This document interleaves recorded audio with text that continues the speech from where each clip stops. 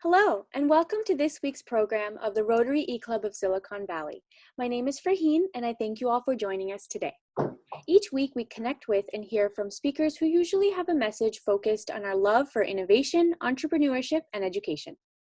Today, I would like to introduce you to all to our speaker, Sue Jones. Sue is well known in the field of yoga and trauma. She has given numerous workshops and talks on the subject of trauma, yoga, hands-on healing, and TIMBo. Since beginning her journey in somatic-based healing, she has trained and delivered TIMBo to over 4,000 women globally. She writes a blog for both the TIMBo Collective and Elephant Journal and oversees a worldwide community of women connected via online platforms to support one another and build continued capacity to help others with TIMBo. With that said, Sue, please take it away. Thank you. Thanks so much, Farheen. My name is Sue Jones.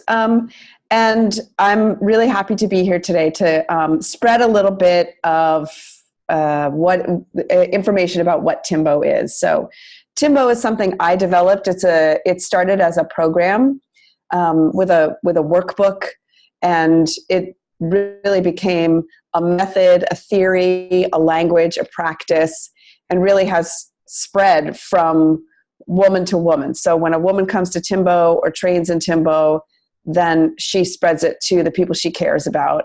One of the most challenging things for us is that over the years, when people have really wanted to know what it is, the typical answer is, it's just really hard to explain, you just have to do it. And that's not really a great way to describe something. So after about a little over 10 years of doing this and hearing from the women that have come to TIMBo, I think everybody in the world needs TIMBo. I decided, okay, well, the only way to really even come close to achieving that is to write a book. So I have written a book, and here it is. It's called There Is Nothing to Fix. And the reason it's called Nothing to Fix is because the theory of TIMBo is that you have everything you need inside of yourself to actually go through a process of transformation and healing and change. And that process, we call that the TIMBo journey, and that journey is actually in this book. So anyone who reads this book will get information about the theory and the method, also go through the journey themselves and learn a lot about not just me, because there's a lot of memoir in this, but also a lot of other women that were willing to share their story.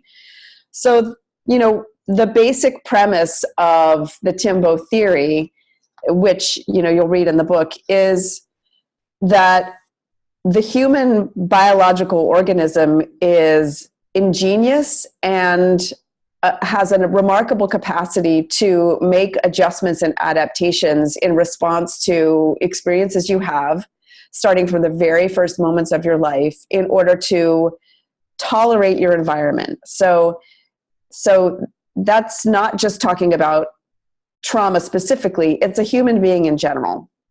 So what I mean by that is it's becoming increasingly recognized that human connection is vital for survival, especially when we're first born and really 100% dependent on our caregivers for survival. So we need to be connected with those caregivers. And the premise of the book presents the theory that our society is very sophisticated, but our neurobiology hasn't really caught up with our sophisticated society. So there are things that aren't considered traumatic that can actually register in our body as a perception of threat. And then our bodies will make that adjustment, especially in the years before we can actually form thought and make decisions. Our bodies just make those adjustments automatically. So one of the things that I talk about in the very beginning of the book is that you can be born with a degree of trauma. The last when I was researching, the research I uncovered was that they're tracking integrated or inherited trauma or epigenetic trauma back 3 generations. But then I just heard a report recently that it's actually being shown to track back to 14 generations. So to me, that says that it's a pretty good bet that that every single one of us has been born with some degree of trauma reactivity or stress reactivity in our bodies. And what that means is that we're highly attuned to respond neurobiologically with alarm or with the survival response in response to sensory triggers, which can be triggers that emanate from inside our body. So, for example, if we have a feeling inside our body that feels like being powerless or helpless or trapped, that can then start this we call it, a stress response or a trauma response, but it's really a survival response activation, which is an ancient mechanism of our body, and it happens without us thinking about it. Now, the problem is that as we get older, even in our, say, toddler primary years, we register a perception of rejection or disconnection in our social environments. So maybe we spill milk when we're a kid and our parents yell at us, right? We will make an adjustment. And when we start to be able to have rudimentary thought, that adjustment is often coming from this understanding, because children can only understand the world this way, that we did something to create this disconnection or this rejection. So we have to make an adjustment. So a simple example is we spill the milk, we cry, we get scolded by our caregiver. So we decide, okay, don't ever spill the milk, don't ever cry again, and these are messages that we receive. They're not inherently, they're not considered traumatic, but we make adjustments. The problem is, as we get older, those responses get more and more solidified, and then they get coupled with self-judgmental thoughts, right? So it happens again. Something like it might be in a peer group as we get older, right? Might be in grade school. We get made fun of, or we don't feel included, or we feel like we're somehow being, not fitting in somewhere. And then these self-judgmental thoughts start to form. You don't fit in, you're not good enough, nobody likes you, blah, blah, blah. Well, what we talk about in the book, and the reason why the book is called There's Nothing to Fix, is that those thoughts are actually our cognitive mind's way of taking control over our own rejection, which actually feels better and safer than making ourselves vulnerable to being rejected or broadsided, or criticized by other people. So the book takes the reader through this journey of self-discovery, just trying to understand where these, quote, emotions are felt in your body, so that the very first area of, let's say, work or practice is to just constantly be bringing your awareness back to your body sensations. If you have these thoughts are here, right? These judgmental thoughts, whether they're towards yourself or outward, the practice is going underneath those thoughts and recognizing, where am I feeling this in my body? Is it in my throat, my heart, my solar plexus, my gut? And using tools, simple, accessible tools that can be used anywhere, to what we call create space between the response in your body and what you choose to do in response to that moment. Miraculously, what happens is, as you do that over time, you're literally rewiring your body, so that over time, that response. So for me, and I talk a lot about myself in this book and kind of what I learned about myself in my healing process. For me, one of the most common things was to feel responsible. In other words, if somebody got mad at me, my partner, somebody who I cared about was upset with me or upset in general, I would feel a sense of responsibility, and I could feel that kind of in my gut, in my chest.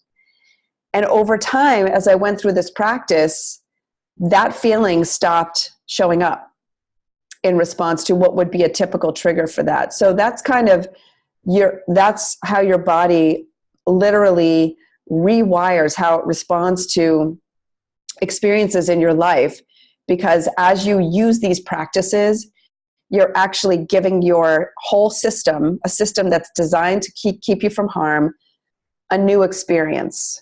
an experience that's different what it expects, because it expects danger, right? It expects, bad things to happen. So it's a very compassion-based book. It's practical, it's accessible. It's really like a companion that you can go back to over and over. And I'm just really thrilled that I finally got all this stuff in a book that can actually be exponentially, kind of out into the world and then passed from one person to another, because I think that that's when someone finds something that's actually helpful to them, they want to give it to the people that they care about. So that's a little bit about TIMBo and kind of the introduction to what it is. And I had my stopwatch on, but I I think it's been about 10 minutes. So if there's anything else you want me to kind of expand upon or, talk more about, just let me know and I can. Great. Sue, thank you so much for your presentation. That was incredible. And so before we get into the question and answer period, I just want to quickly introduce the other members on the call. So when I say your name, please wave, but if it's not safe, please do not wave.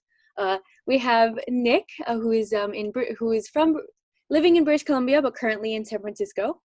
Hello. And then we have Nan, who is up in the North Bay. And then finally Raquel, who's in Costa Rica, but she's driving, so she's not allowed to wave. So I want to open it up to any questions or comments. I have a ton, but I want to let the team go first. I have a question about, you mentioned that over the 10 years, I guess, preceding the book, that it was woman to woman typically. So I'm curious about, I actually am imagining this being incredibly useful at a tremendous number of ages. It's basically age independent. Where do you find that the people are engaging most with this? What ages, what backgrounds?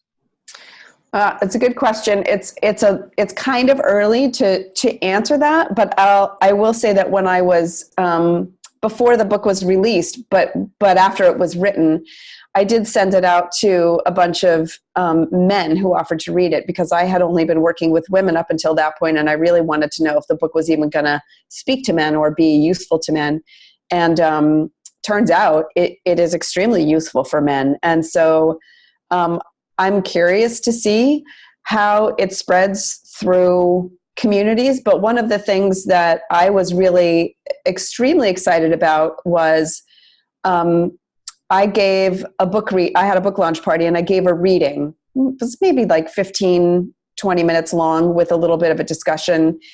And I had some individuals in the room that hadn't had experience with TIMBo, but they had a lot of clout with like the Boston public school system and some politicians there.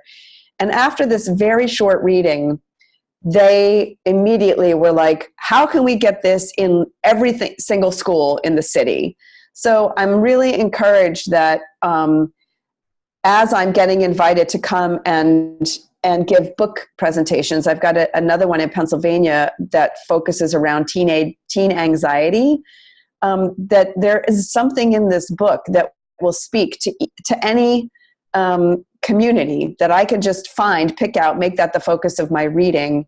And then the teaching in the book is something that is powerful, and then the tool is accessible, right? Because it doesn't cost thousands of dollars. It's like a $16 book that can be read and passed around. So to your question, Nick, I'm not sure where it's going to have, what communities are going to embrace it the most, but I am very encouraged by what I'm seeing and hearing. It's only been out for a week, so. Great. Okay. No, you answered it definitely, because I love the idea that you're getting into teenagers and even in school systems, because I have to imagine that's a valuable place to start, because the sooner you can begin thinking about this, the sooner you benefit from it. Yeah, and parents too. I mean, anyone working with kids should definitely read this book, because it just completely changes your. I think the lens that you're looking at your kids through.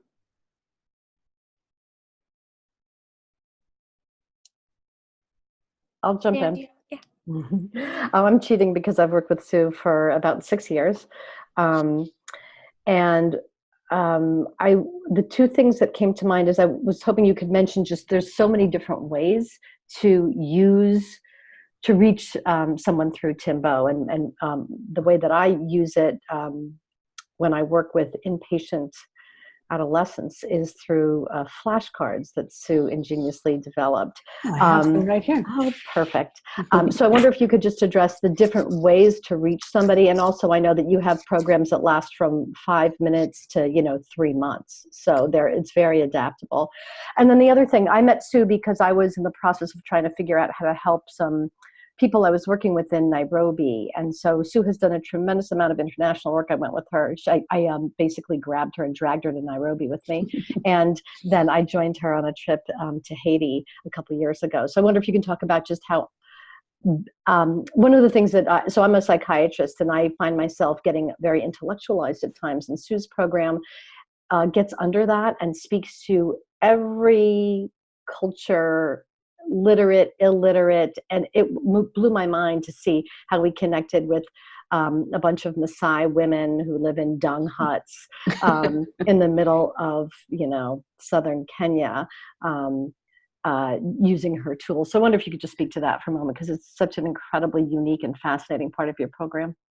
Yeah, thank you, Nan. So the whole program runs along this kind of it's called the emotional anatomy pyramid, and it's basically the way in which we develop this hierarchy of emotions. And so it's very non-pathologizing. We're not talking about diagnoses or anything. We're just talking about how we develop emotions, and very much along the lines of what I just described.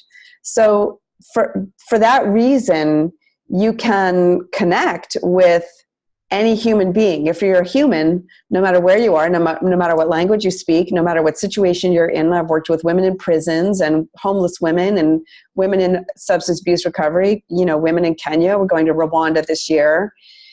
There's this incredible, real, like heart-to-heart connection that you end up feeling with anyone who you're doing this with, because you're connecting as human beings and talking about fundamental human emotional experiences.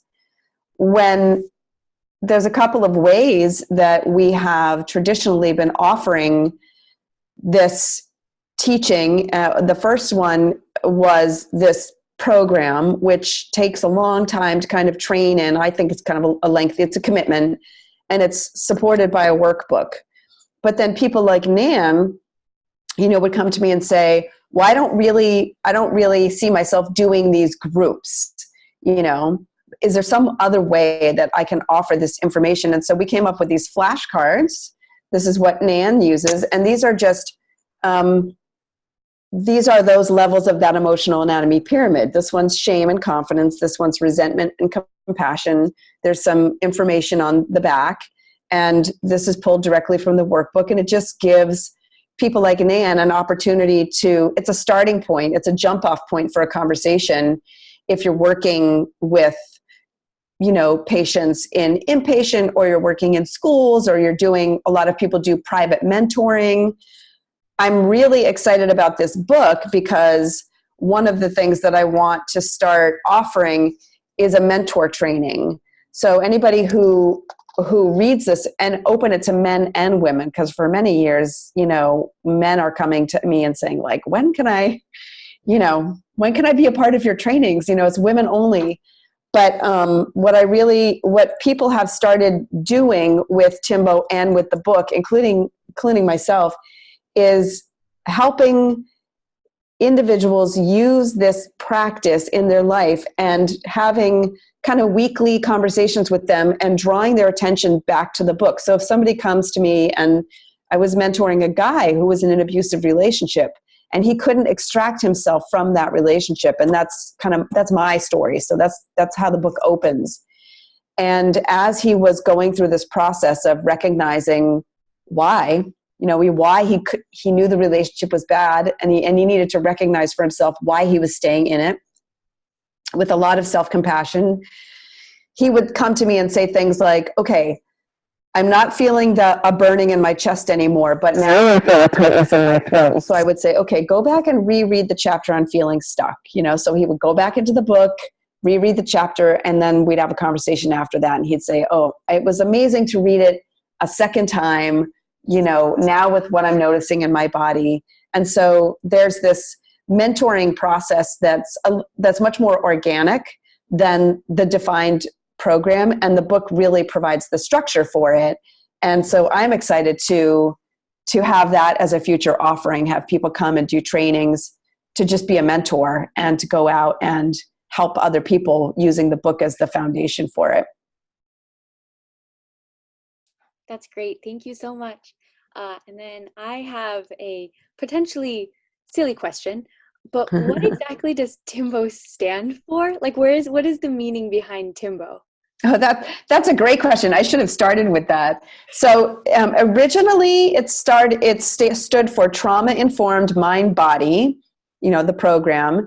And now we're kind of changing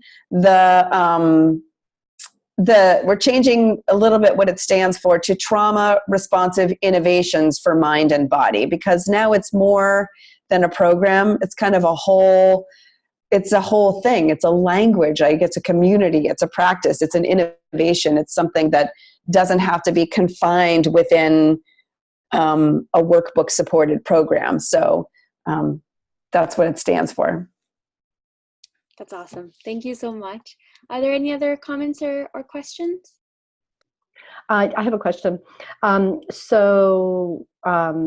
trained as a TIMBo facilitator, and I've done both in-person and online groups. And so I don't know, are online groups still happening, just in case somebody was interested in pursuing that?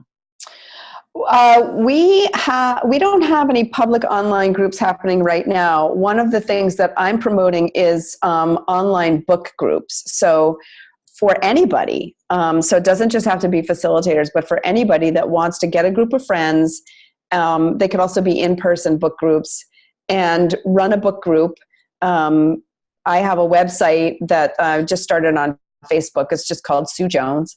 And there's a discussion and reading schedule on that you can use, or you can use your own. And then there's a free discussion guide on my website that you can download. So it's kind of a nice way to just start learning some of this stuff and using some of this stuff without committing to the 16-week online group. And if we then decide, that facilitators want to do online groups in the future, we would definitely post that on our website, on our TIMBo Collective website. But I feel like the book is a great way to do that with a lot less, it's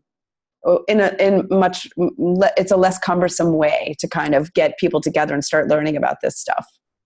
And I assume that you can provide us with all of those links so that we and others can be connected to them and learn more about it. And you know that I'm a complete and total fan of everything you've done. And so I can't endorse it enough. It's a really quite miraculous program that I use as an adjunct to all of the Western medicine that I also practice. So that it augments everything, and it really kind of fills in all of the gaps that Western medicine doesn't address, which of course is enormous. Thanks, Nan. Yeah, I like to say that there's a lot of really great things out there that work to some degree for people. And TIMBo kind of like sews them all together. TIMBo kind of like is the thread that sort of pulls everything. So you can use these Western clinical methods, like cognitive behavioral therapy or, internal family systems or whatever. And you can use TIMBo to kind of, like Nan said, fill in the missing pieces. Perfect. Thank you. So seeing as there are no more questions or comments, Rotary members and guests, please make sure you fill out the questionnaire, the attendance section, and then leave us a comment. And if you have an awesome idea for a program, so for example, Nan actually connected me with Sue, which is amazing. Please use the link below to submit your ideas. So thank you again, Sue, and I will turn it back to you for your final words. Oh, you're so welcome. It's such a pleasure to be here. I'm really grateful to be able to just talk a little bit about what TIMBo is, and especially excited that, anybody can get it through this book. So Please don't hesitate to reach out to me through my website, which is suejonesempowerment.com. You can send me an email. You can ask me any questions you want. You can join a book group. You can run a book group. So just send me a message saying I'm interested in leading a book group.